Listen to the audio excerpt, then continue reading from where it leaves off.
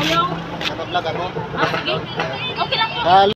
Lulo RD TV. Saan kayo galing, te? Diyan sa saan ba yun? Luciano.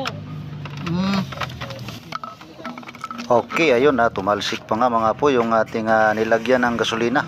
At mayroon naman tayong nadaanan kasi na naubusan ng gasolina.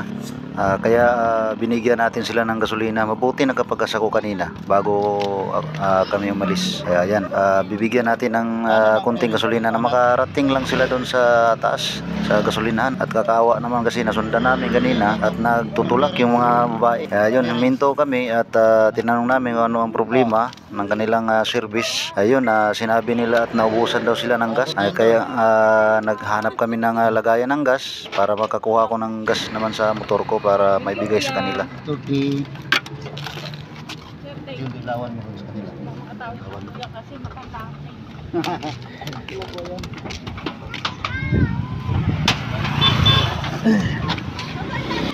Ayan po, shout out po sa inyo.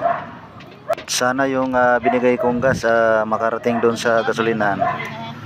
Ayan, maraming salamat po at sa pag-subscribe sa aking YouTube channel, Facebook page. Maraming salamat po sa pag-subscribe. Follow, like, and share. Okay lang po. Lolo RDTV vlog. Sige. Ano pong- Thank you po. Salamat